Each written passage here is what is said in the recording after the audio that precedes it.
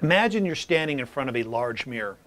You've been given a character mask. It's a half-face mask that I assure you will not enhance your beauty, because the masks that are handed out here depict unattractive characters in moods to match.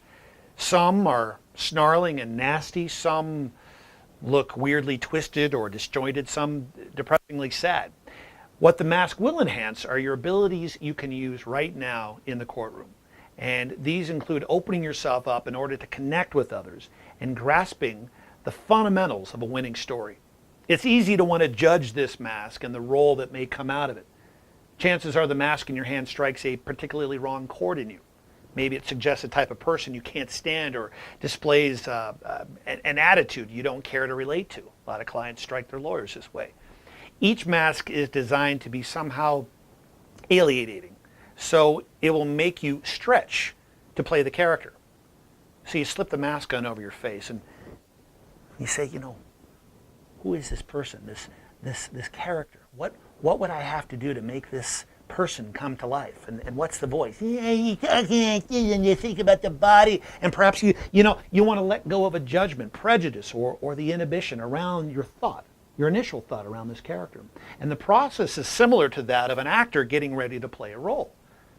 Very quickly you see a new identity in the mirror. And soon after, you notice one reason why actors in ancient forms of theater wore masks, and why many today still use them for acting exercises.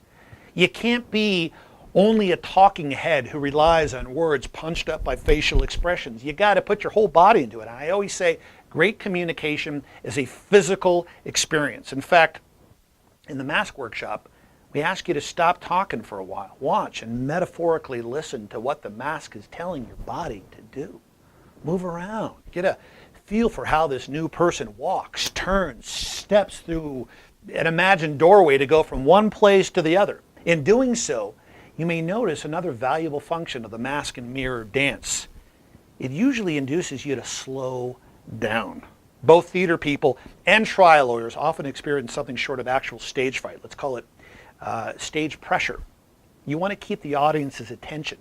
So you start hurrying to say or do the next thing, and though there are times when speedy delivery is in order, going too fast never works. The spell is broken. Viewers feel the rush and they miss the journey. Is the solution to frame everything in dramatic pauses? No, that gets old and it's an artificial stunt.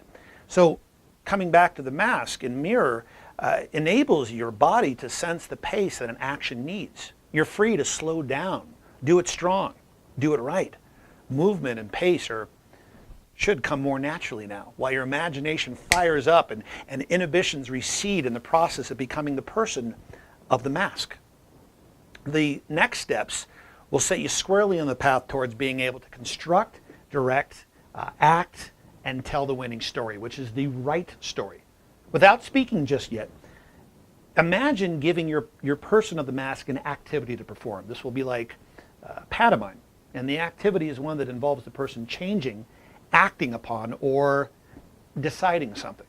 So I've watched many lawyers silently climb a ladder, clean a toilet, hold an instrument of death while agonizing over its use. I think of the scene from Macbeth. Is this a dagger which I see before me? Or perhaps becoming a client in a product liability case, thinking, surely this household product from a brand name company is safe to use, isn't it? Whereas the first steps invited you to imagine and inhabit the person's character, now you're stepping into and recreating the person's actual story. This opens you up to grasp what constitutes a good story, as well as the key inflection points you'll need to address and work with.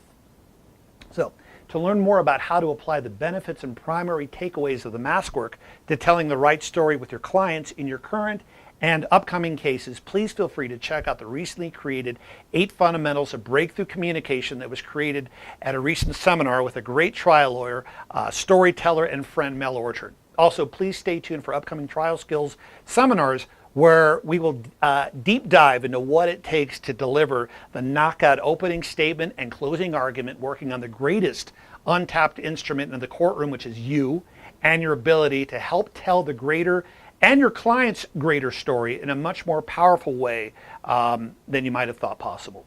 So I look forward to connecting with you.